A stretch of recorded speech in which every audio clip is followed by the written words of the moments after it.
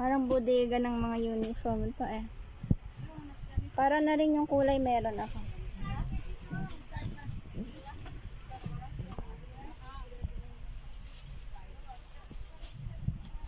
Bumili ako ng sample kong uniform na paninda guys.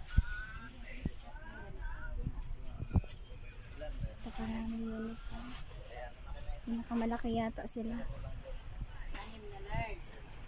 Marami din bumibili dito guys. Wala pang XL, wala ka pang XL. Dahil bumibili uniform.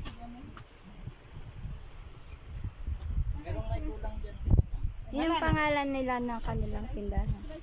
Yung may pangalan niyo, madam? Nakadikit?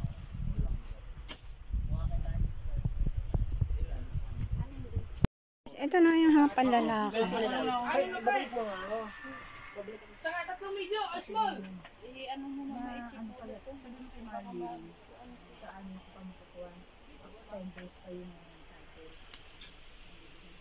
Ate Bes, yung color ba? Ito.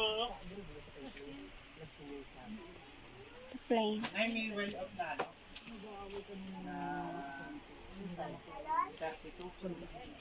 Na gray. Saan? Wala yata lahat ng klase uniform guys.